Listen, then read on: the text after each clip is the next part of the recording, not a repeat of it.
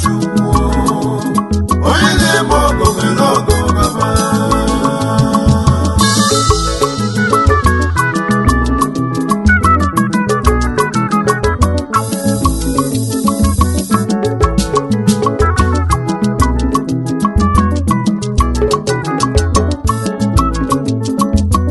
ife ntisi n'ọgọ amaka ife ntisi n'ọgọ dị mma n'ụwa ife imelu mmadụ ibe gị bụ Chineke ka imelu n'ife nwoke melu ibe ya n'ụwa n'ọbụ nga jidelu m ya ka njikwe n'ọgọ amaka n'ezigbo ọgọ na-esi na chi n'ụwa ome ọgọ ga-abịa ụwa ọzọ onye na-eme ọgọ mere ọgọ kaba asị na ọgọ amaka ọgọ dị mma ya bụ na ọgọ amaka ezigbo ọgọ na-esi na chi n'ụwa ọgọ na-esi na Chukwu o eze ụmụ ọgọ onye na-eme ọgọ mere ọgọ gaba onye na-eme ọgọ ike agwụnaghị onye na-eme ọgọ mebe Olise bi n'igwe ya na-akwụ ụgwọ o eze ụmụ ọgọ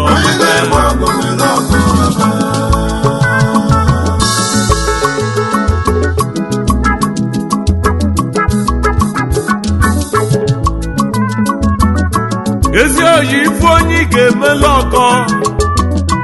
ekwe na mmadụ ya oge ya ya ino n'ife imelu mmadụ ibe gị bụ Chineke ka imelu ya ịma na Chukwu na-akwụ ụgwọ Olise bi n'igwe bụ ya na-akwụ ụgwọ ọgọ onye na-eme ọgọ mele ọgọ gaba ome ọgọ ga-abịa ụwa ọzọ ọ ga-amaka ọgọ dị mma ya bụ na ọgọ amaka ezigbo ọgọ si n'Olise abịa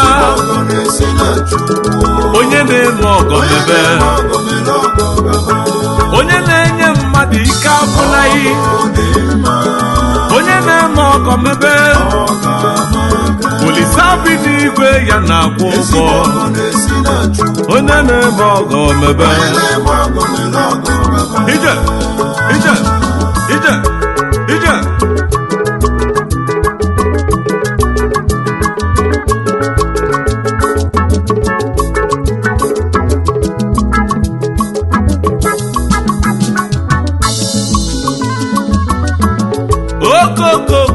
okokokokokokoko ije n'ụwa ka ị na-eme ifechi tụnyela ike iji bi ụwa egwu ka iji bi ụwa na anụgo ezi oyi nke onye na-eme n'ụwa malụ ya rụọ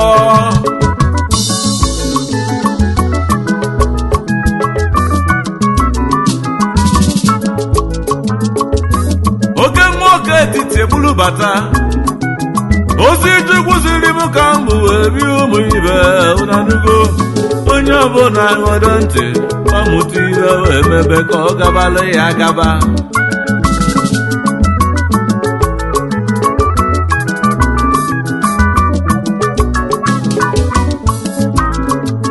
ka onye a na-emela ọgọ gee ntị ka m gwa yi ejikwana na na-emela ụka ọgọ ịnọlụzie imeje chọrọ ife ị ga-eme ịnọlụzie bụ ụlọ abịa ga-eli oyim onye na-enye gị nyekata ike agwụ ya ịnọzie sitọghelibe ọ na-alụ gị akala aka akara ka iji aṅụ kaikai analụzie gị ejizie eme gịnị a na-ekwunu ọ dị egwu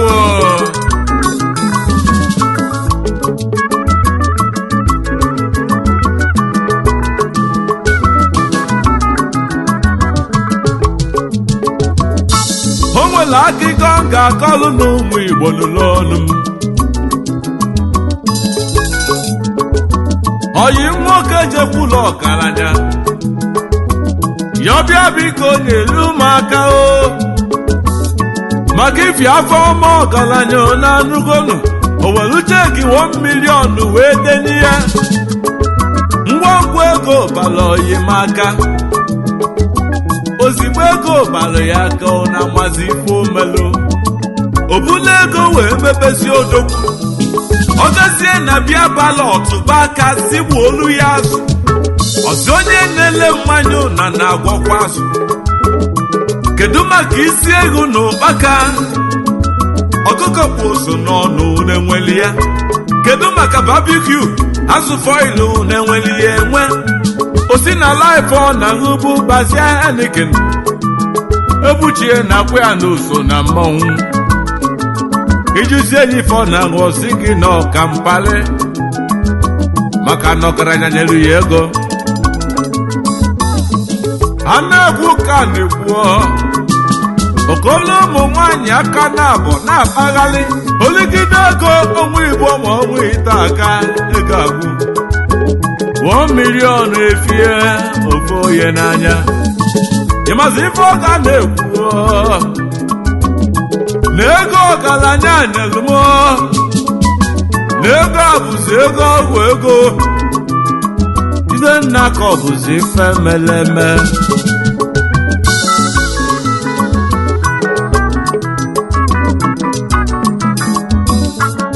dododo biko ka nyọba ndị ezomọgọ unu echikwa n'ife a na-ekwu n'ọnụ wee kwụsị ọgọ maka ọgọ na-esi na chi ọ bụ Chukwu na-akwụ ụgwọ ọgọ ime mma n'ụwa ga-ekwuliri imezie njọ n'ụwa ga-ekwuliri nwere ife mmele ụwa dịkwa mma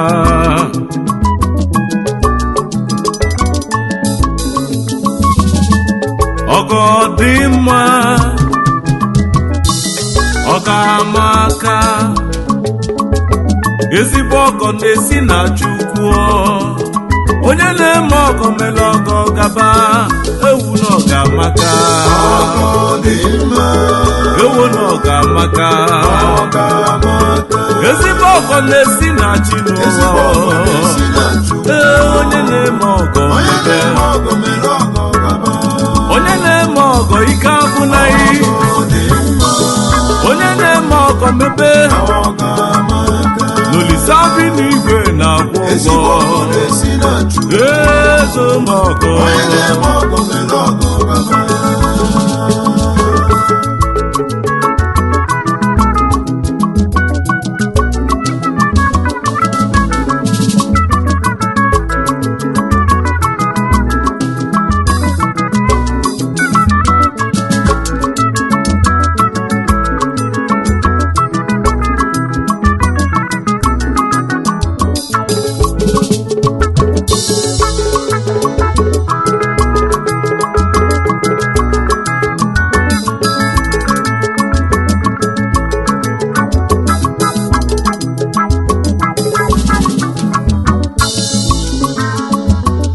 ka mbụlụ egwu m ji ekenebezienụ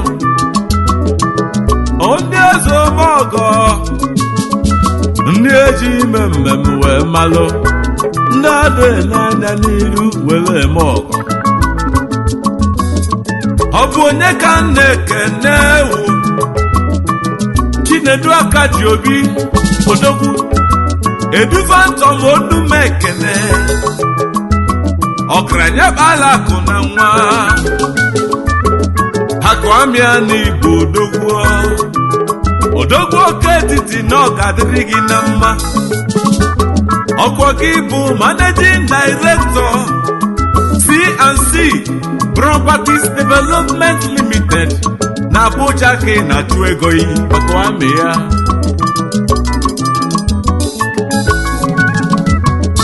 akụ amịa n'ibe ezomọgọ ndị na-emela ọgọ kalịla kalịo ụmụaka na-azụ n'akwụkwọ eriri nne akụ amịa Chukwu debelu gị ndị kpọrọ nwa bajebe obodo oyibo na falili nne ngakọbọ na-eghara ibe oyimo akụ amịa n'Igbo odogwu ọgaranya ngada Igbo ake na-akụ amị ya edufe ntọm onye ọma aka na-eme ọgọ edufe ntọm n'iso na mmọnwụ Akwamia n'iso n'odogwu abịa edufe ntọm onye ọma aka na-eme ọgọ ọ bụ Chukwu ga-akwụ gị ụgwọ Akwamia n'iso n'odogwu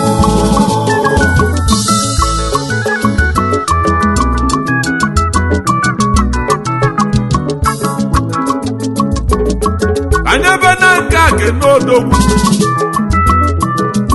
mmalụ na nke ọ dị ebube ọ bụ onye ka mụ na-akpọzi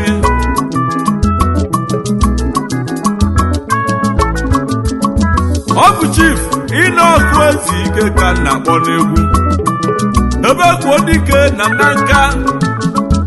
oversize onume ekene gị n'egwu ife mena gị ka m na-ekwu onye ọcha bịara ụwa n'oji ọgaranya nwere obi ọcha oversize ezomọgọ gị ka mụ na-akpọ ebe kwuo dike odogwu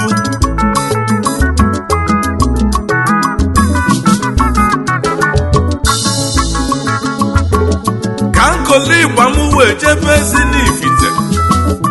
Ezinifite Nnewi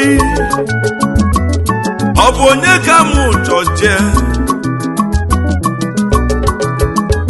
obele nwa kpalakolisi Chief Chinedu Okoye eze zuo n'Igbo niile eze zuo n'Ezinifite Nnewi South ụtalị a na-apịa ego bilio Chief Chinedu Okoye ndị Igbo odogwu eze zuo ndị Igbo Managing Director Grand Star Construction Company na-alụ ụzọ dị ọgọ eze zuo n'ife ifeọmị na-emelụ ndị ogbenye ka Chukwu ji wee nlecha anya bunye gị nnukwu ego gị wee kalịsịa ego gị wee bulu elisi ego gị wee bulu ọkasị akasị eze zuo n'ịga dị ọyọ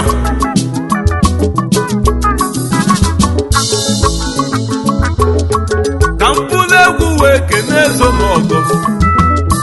ezomọgọ n'ọka etiti ọ bụ onye ka mụchọ bịanụ Chief Chigozie Amadike eze Chigoziri n'ọka etiti odogwu n'ibe ezomọgọ ndị na-enyela aka na afọ erika ndị kpọpụrụ obodo oyibo ndị na-azụ n'akwụkwọ na falili nne ezomọgọ daalụ ndị egwu nke n'eze Chigozili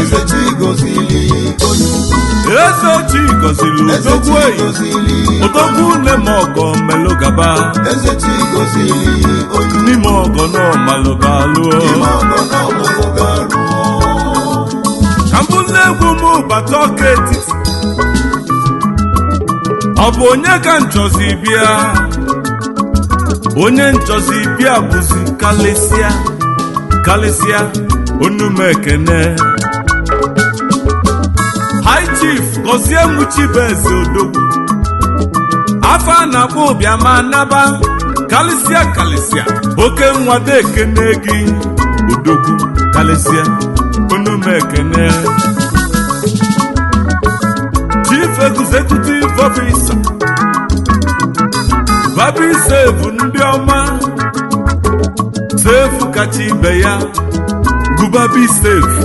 Save kacha ibe ya maka ifeomi na-emela obodo ka iji tube gị kalịsịa ichi ya omenụka ka oke nwe ekene gị n'ebu kalịsịa kalịsịa Kalịsịa kalịsịa aka ekpuchi ọnwa oke etiti jide ebube omenife n'ide mmiri omenife gike egwu na-akpọ omenife odogwu Kalịsịa kalịsịa